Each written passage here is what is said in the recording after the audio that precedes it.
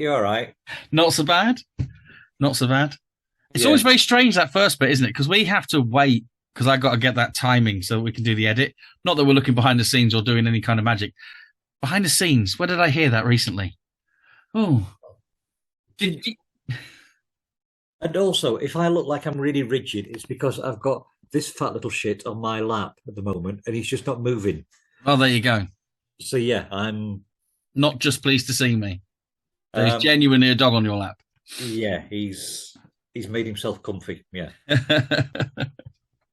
So yeah, how's your week been? It's been good. Yeah, yeah. I've spoken to some interesting people and done some fun things. Exactly. That's why I mentioned behind the scenes. I did an interview with the behind the scenes guys. Oh, yes, I did. Yes. What's in the box? Oh, they were brilliant as well. They were absolutely lovely. Donna is fantastic. I'm going to have to interview Eric because he's just got so much to say. And yeah, he's so fascinating. So let's do the shout outs. Donna and Eric of Behind the Scenes. Yes. What's in the box? Hi, guys. Yeah. So that's really good. And I'm going to promote something else here because Ash actually does his own podcast called The Bleeding Keyboard, where he interviews writers. Yes, which is, again, it's an awful lot of fun. And I'm trying to do that so that students can benefit from the wisdom of other writers that I know, which is, because I'm aware that what I do works for me, but I don't want it to come across as though that's the only way that we can approach writing. So I want my students to be able to see that, all right, Ashley does it this way, but he's talking to somebody else who does it this other way, and I think their way is better. So yeah. Yeah, absolutely. I mean, I know we've discussed this with some of the stories that we've done over the last 53 episodes. And that is how there's different processes. There's all these different approaches to the writing game and getting your story in your head and getting it onto the page. And they say no one's actually right because it's what you have to do. Yeah, the only people who are right are the ones who've done it and got something out there. Yeah, and if it works for you, it's the right way. Exactly. Yeah, exactly. If you think that your novel's going to take 5 years to write, it bloody well will. Yeah. So that's a positive mental attitude and other such ridiculous platitudes. Right. Oh, and also one of the other things that I did this week on Monday, I won a haiku death match. Oh, you did, didn't you? You won it? Yeah, you did. I mean, to be perfectly honest with you, it was like an exhibition match, to be perfectly honest. It was brilliant, yeah. I don't know how I won it. Danny was really on form. She really, I think there was just one of the ones where she actually had a really strong one. I can't remember which one it was for now. I think it was for the Queen spinning round and round. Yes. And then you just had this other one that everyone in the room thought Danny was bound to take that one, and then you just sort of came in with your haiku that just took it to a lower level. Yeah. I mean, I do this night called Magical Words in Blackpool, and we do this. I was bullied into doing a haiku death match, and I'm so pleased that I capitulated on that one because I've managed to twist it around and make it work for the night so that it feels part of the whole ethos of the night. Yeah. And it's and basically we hardly get anyone applying to go into it, to be honest. And this week we just had Danny, who's a friend of ours from the Blackpool Horror Society, amazing writer as well. Why she's not published yet, I don't know. And and Ash, and it was just honestly, the Daily Mail would have been talking about it for months if they'd heard it. Yeah, well, until they actually get sued into oblivion, which hopefully will. Who knows? Maybe the tide's turning. Fingers crossed, yes. Right, you need to ask me the question. I need to ask you the question. Yes, so, Colin, what have we been reading this week? Thank you for asking. I know I asked before because I had something like a blackout and forgot the fucking title of it, but yeah. We've been reading A Warning to the Curious. Oh. By Mr. M.R. James. So a synopsis-y type thing. Basically, there's the narrator goes off to the seaside town. I should really research this one and whether it's real or not. I didn't even look. Of Seaborough. I think it's not so much it's a real town. It's based on a real town, but it's based on a lot of those Victorian seaside towns, which all sprung up. I mean, Brighton, Blackpool, Morecambe, Margate, they all sprung up around that time. And you can tell basically because the Australians have got these iron railings on everything, from back in the Victorian times.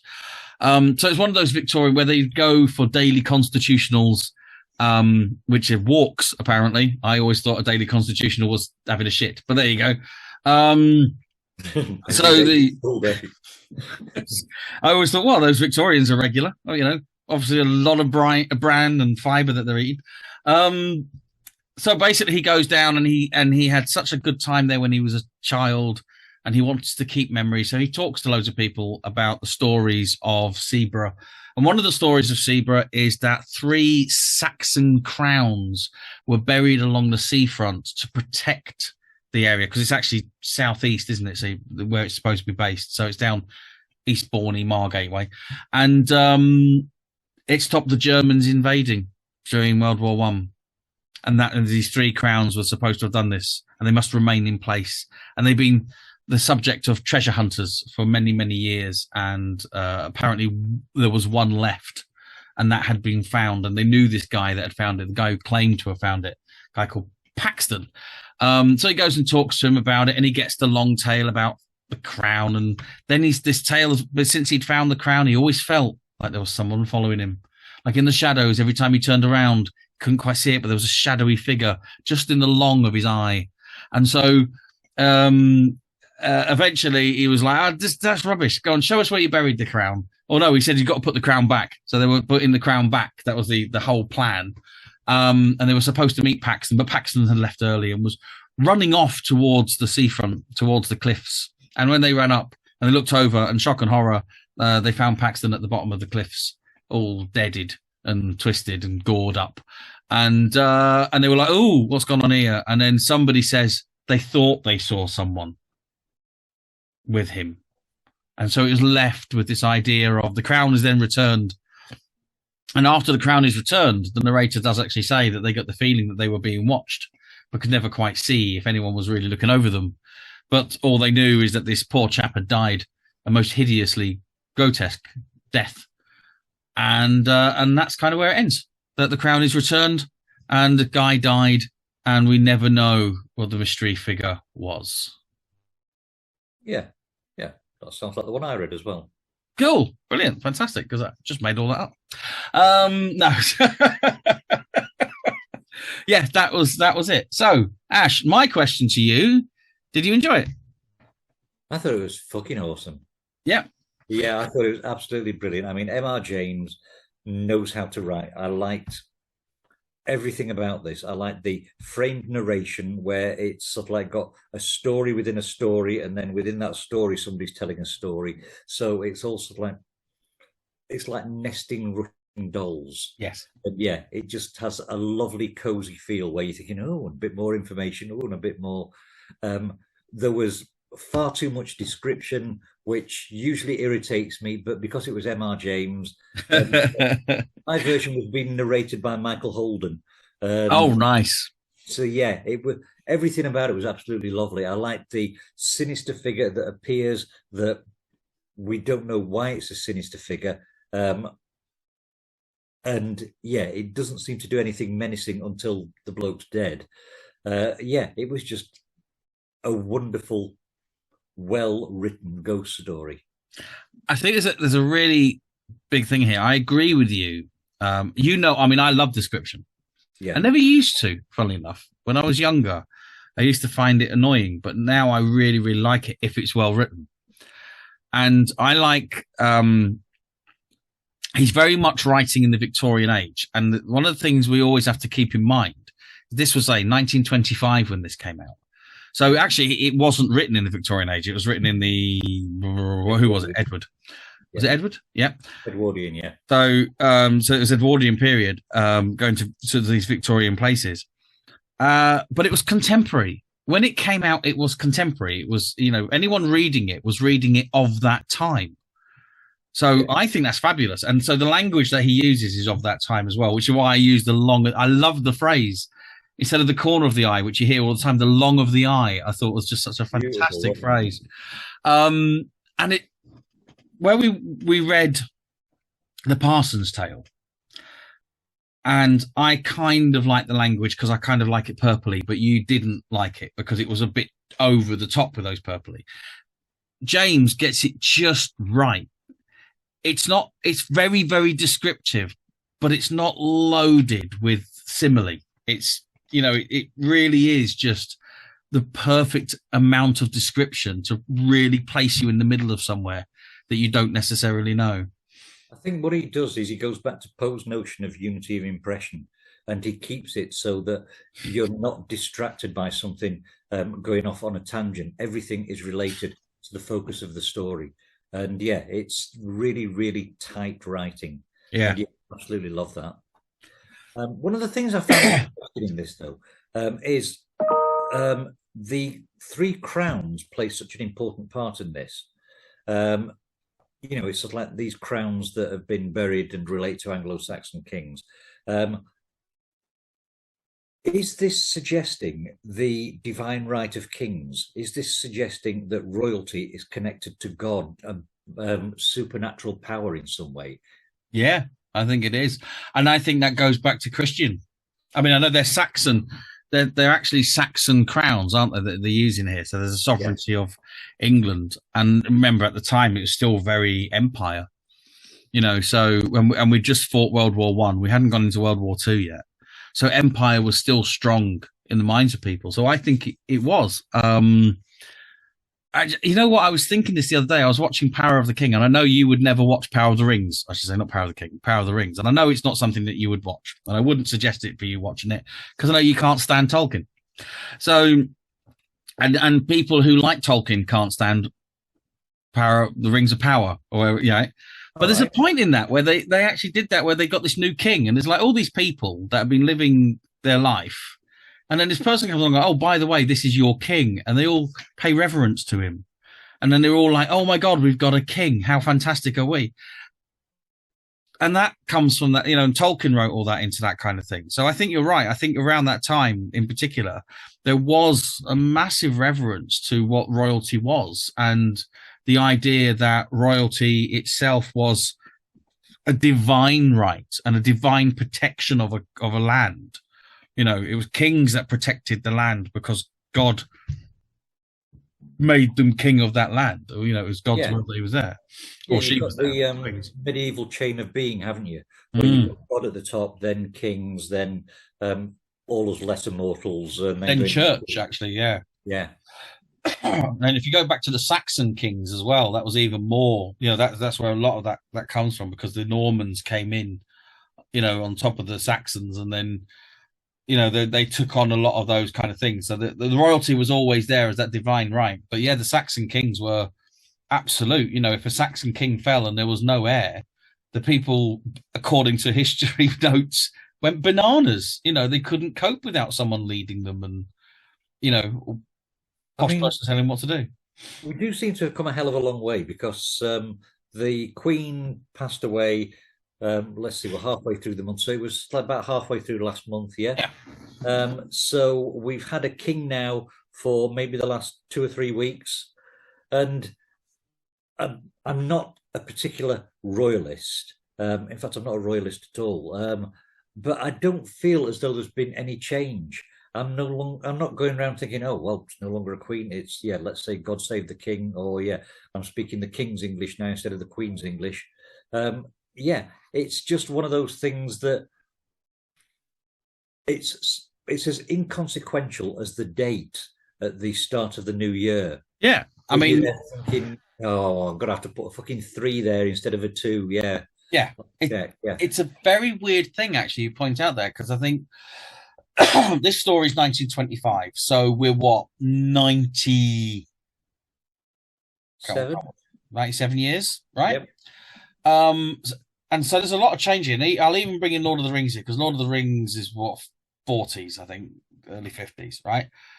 So that's after World War II. So you got just after World War One, just after World War II. Queenie comes in 1954, I think she was coronated.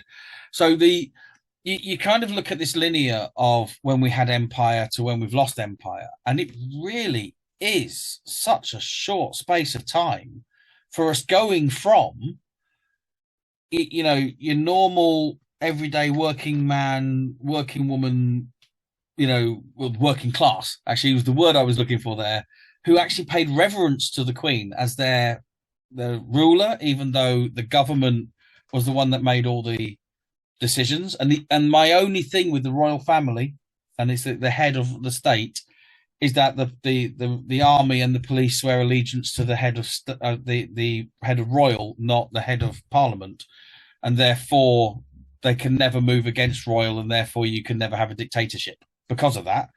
That is just ceremony. That's the only reason that I think it's worth existing. I think we'd still get a lot of tourism without them. Might not sell as many tea towels, maybe, but that'd be about it. And that's exactly it. That attitude that I have towards them, the attitude that you have towards them, that's less than 100 years is moved into that. Yeah, and that's gone from sort of like cap doffing and kowtowing to king sausage fingers. Yeah. Yeah. The kings of old were godlike themselves at protecting the land. And revered because of it, yeah. Yes. And now the army swears allegiance to them, which stops the government being able to turn the army on its own people. Yeah, and the main things that you can say about the royal family now are that one of them doesn't sweat very much and you go to a pizza hut.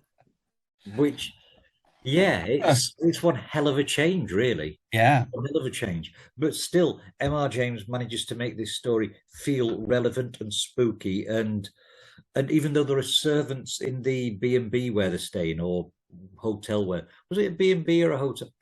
It was a kind of guest house. An Airbnb, right. So, as in the air. So they're staying there, but they've got servants there, and they're obviously higher up in the social hierarchy than the servants. Yes. But it didn't feel particularly Jeeves and Wooster when I was reading that.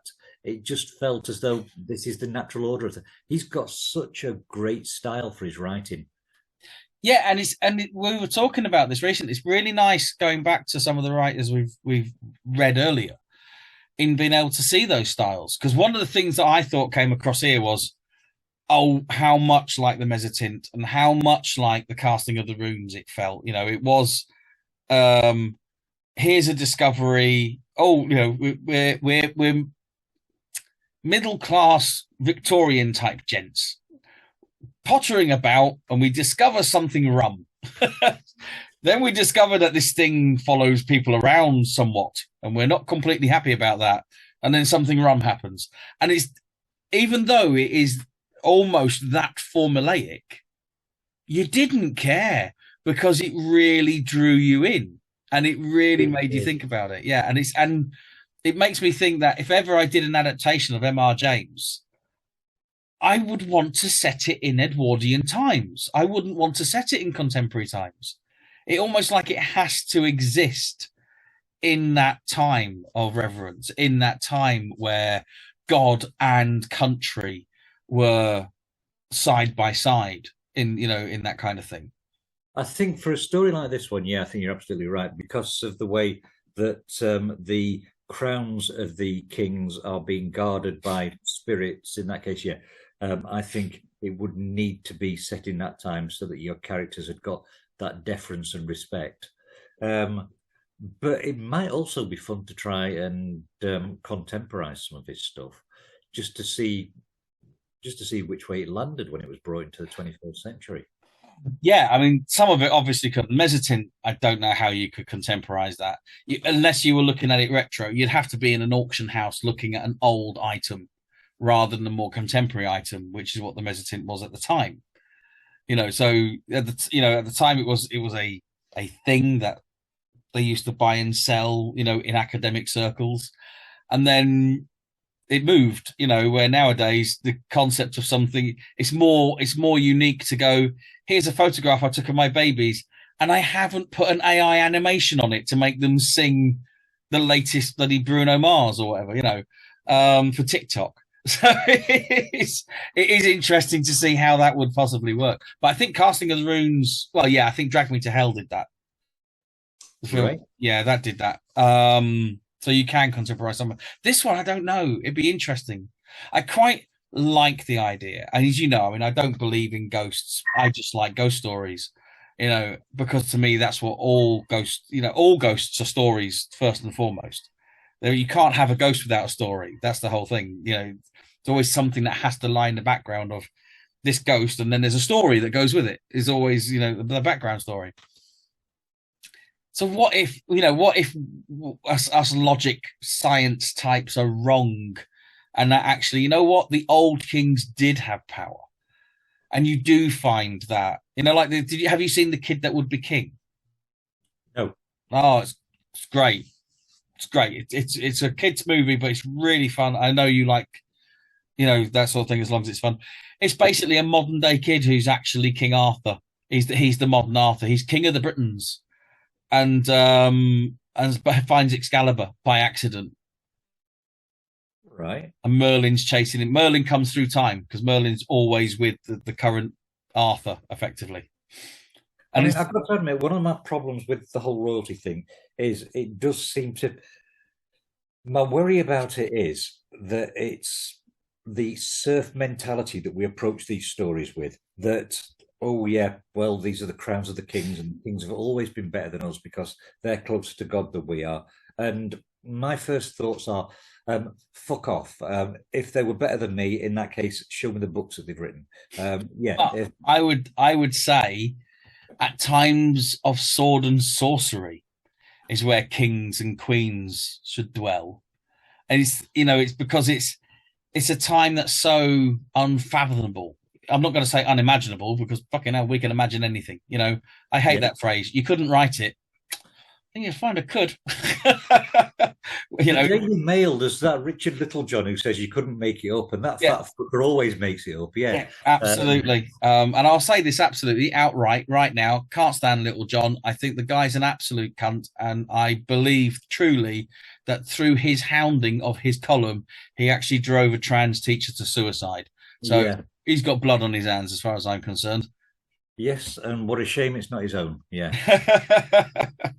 But the whole horrible person. But the whole thing of the idea of a past that we can't find, because that's effectively what the Saxon crowns are, in a way. When you talk about the magic of the Saxon times, and they did believe in magic, that was their religion, that was their science. Right. The fire in the sky as the sun is their science, and there's a god that does that, and there's a god that does the moon, there's a god that grows the crops, and when the crops don't grow, it's because we pissed him off, and that kind of thing. And even though in modern minds we know it's not true, we know that's the whole thing of, we understand that magic isn't real in that way. We don't, you get to an age where you stop believing in fairies. But there was a time when they did. There was a time when woods were scary. There was a time when these things were a contemporary threat, even if they weren't real.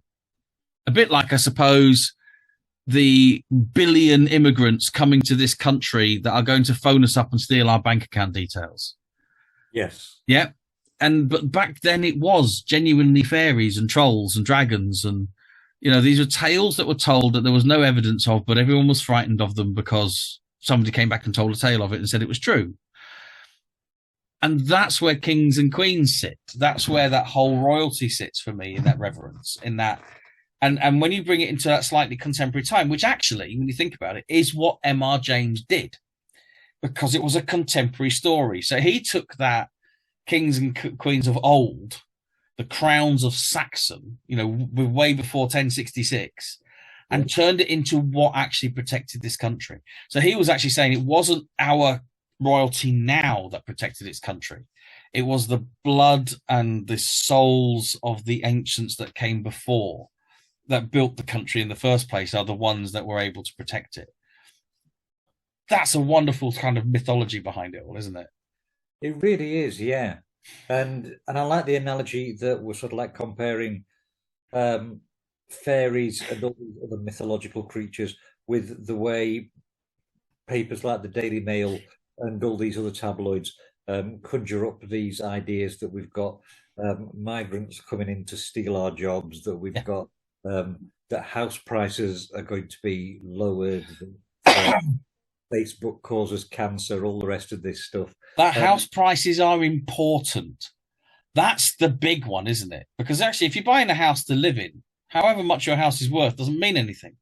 Yeah, it's worth, yeah. Yeah, and as I discovered when the banks crashed back in 2009, that when the banks won't lend you money on the equity you've got, you actually haven't got any equity until you sell your house. And then you haven't got a house because you then got to put all that money onto the next house. And so it's a bit of a con, that idea. I'm not saying you shouldn't buy houses. I just don't think you should buy houses for investments. Because it's if house prices go down, it doesn't affect me. I'm staying here. Doesn't affect me one iota. Yeah. No, you're absolutely right. Yeah. These are all things, and I suppose that's a whole aspect of the fairy lore, isn't it? Because whilst fairies don't exist, there is that the validity of house prices doesn't really exist. Yes. House is just worth what you want to pay for it to be comfortable where you're living. Yes. Yeah. Yeah, so these mythologies that we've created that are a little bit more substantive than than fairies. And well, you say more substantive. Back in the day, way back then, before we had televisions and internets and computer games and other things that kept us amused, and the only thing we could ever possibly do was like turn a piece of wood around with a stick, by the fireside to keep us entertained for many an hour on a winter's evening. Those fairy stories, those goblins, those evils in the night were very much as important as the bloody mini budget that's just destroyed the financial markets. Yeah, absolutely right. Sorry, I shouldn't have said substantive. I meant more complex. Because I can understand the notion of a fairy going through somewhere. I can understand the notion of a goblin, but budgets and mortgages. Yeah. And that's the whole thing, is because back then, in the way that I don't like to say uneducated, because they were educated for their time. Yeah. And that allowed that to happen. And so it's like we are now. We are educated for our time. And only those that are really educated in finance get to understand the reality of the fairy stories in which we are fearful of. Yeah. Yeah. One of the other things that I liked about this, I liked the camaraderie that we'd got between the three guys who were helping out Paxton. Yeah, I liked the whole notion that they were staying there, and it had got that lovely Edwardian feel of, oh, well, I'm going home and I'm going to get changed into these clothes, and then I'm going to have a bath and a lie down. And for fuck's sakes, man, yeah, what doing with your bloody day? Yeah. Well, that's what I was saying when we read the Mezzotint, isn't it? I mean, everything he writes is proper ivory tower. They seem to be all his characters, even in the casting of the runes, it was the same. They're a bunch of academics, the curators of museums and stuff like that basically just wander around chatting to people and go, oh, look at you, almost like the hello, Oik. Yes. You come here as well, do you? Or, is that a duck on your head? That kind of thing. Yeah, they're brilliant, aren't they, for that? Yeah. And but that's where the Jeeves and Woolster, I think, comes in that it's not as comical as Jeeves and Wooster, because Jeeves and Woolster is definitely more satirical to the characters of the time. Yeah. But it's very much the characters of the time. These are the characters that Jeeves and Woolster is taking the mick out of. Like, say, they go to a guest house that has servants. They go for a lie down before dinner, and then before, oh my God, we got this emergency. Paxton is running off to the cliff. Yes, but we must have our port and cigars first. We've already lit them now. It's almost like that sort of thing, isn't it? Yeah, it's good to see they've got the priorities sorted with that. The violence at the end of this one. I must admit, I was a little bit shocked because I'm not used to James being so graphic in the stuff that I've read. And I wonder if he's more graphic in some of the others as well. Yeah. The jaw shattered into pieces. That was it. It was shattered, the shattered jaw. The jaw was shattered into pieces. Yeah, and the mouth was filled with sand and yeah, and the teeth were broken. Yeah. Oh, yeah.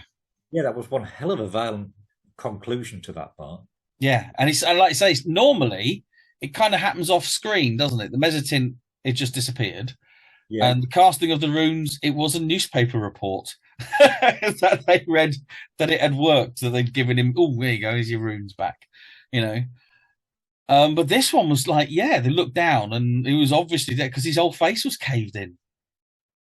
Which I'm not saying I like the violence. That's not what I'm saying at all. But I did like the fact that each time we've looked at an M.R. James story, you can tell it's an M.R. James story by the distinctive style of writing, but it manages to differ so that you don't know what's happening. You don't know whether it's going to be a happy ending, whether it's going to be a sad ending, whether it's going to be satisfactory. Yeah, he manages to keep you on your toes throughout. It's the first ending we've had from him that didn't feel like it pulled its punches. Yeah. Yeah, there was no pleasing coy twist there. It No. was just, this is how fucking brutal it's going to get. So, yeah, like that. Yes, yeah, absolutely. I understand more and more why he is considered one of the greats of this genre. Yeah, absolutely. We've read some of the others that are considered greats of this genre and not been overly impressed.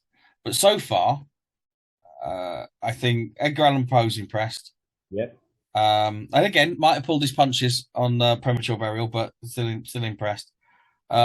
Jacob's impressed. Yep. Lovecraft's impressed. Yep. James is impressed. Yep. Wells is impressed. And these are considered masters of that time. The golden age of short stories. So far, I've got nothing to argue against that on those ones. No, I'm looking forward to reading a lot more M.R. James because, I think he's going to be my new passion. He's just so. Well, the collection, isn't it? These short stories. He produced a collection, which I just find on here, which is, I think it's just called Ghost Stories. A collected ghost stories of M.R. James is a book, and it's an old one, 1931. It came out, and that's got all of them in, all the classics. So, I might just treat myself and listen to a couple of those at the gym. Yeah. Because why not? But that's not what we will be listening to this week, is it? Oh no! So this is where I need to ask another question, isn't it? Where I sit there and go, so Ash, what are we reading this week? It's a show. Oh, hang on, you're frozen. Hang on, do that again because you froze. Oh, and so Ash, what are we reading this week? This week, it's a short one. It's a very short one. It's called August Heat by W.F. Harvey. August Heat, W.F. Harvey. Yeah, do you want me to send you a link to reading? Always send me the link and then I can put it onto the reading list. Right, I'll send you the link that's had 30,000 views on it. That should be appropriate. It's not even 15 minutes long, this one. Oh, wow. It is a shorty. Yeah. But I've heard good things about it, so I'm looking forward to it. Oh, it's another one you haven't encountered yourself? Nope, not encountered this one at all. Okay. Yeah, it's not ringing any bells at all. August Heat isn't ringing any bells. W.F. Harvey isn't ringing any bells. And I have to say, actually, that Warning to the Curious, I hadn't read that before. Like I said, I've read a lot of things that have been, as I've said to you before, that I don't know where they came from, and we've been rediscovering them, going, oh, I have actually read that one. That one I hadn't read before. So I don't think it's one that's in a lot of other anthologies. So, yeah, I'm fairly confident I hadn't seen that one before, but I really liked it. The whole panic that the guy was getting with just wanting to return the crown, and the fact that those other gentlemen of the time were going out of their way to help him, even though they thought clearly the guy was They thought it was nonsense. They were basically just sort of like, oh, go on then. Yeah, all right, we'll take the crown back. No, that was a lot. So yeah, next week. Very good. That's right. Yeah, August Heat. August Heat. Would film now. I think about it. Brilliant. Yes. Fantastic. Great. So that's what we're reading next week. Thank you for joining us again. Subscribe, bells, and other type of things. And we're also now using the hashtag booktube. So yeah, so if we should turn up if you look at booktube, which apparently is the hashtag for book reviews and shit. That's a technical term, is it? It is, yes. As you know, I am now on my level 6, and I've learnt this. Yeah, we did it in linguistics. Brilliant. Enjoyed that. Thank you. Fantastic. Thanks a lot, sir. And I will see you later. See you later, guys. Bye.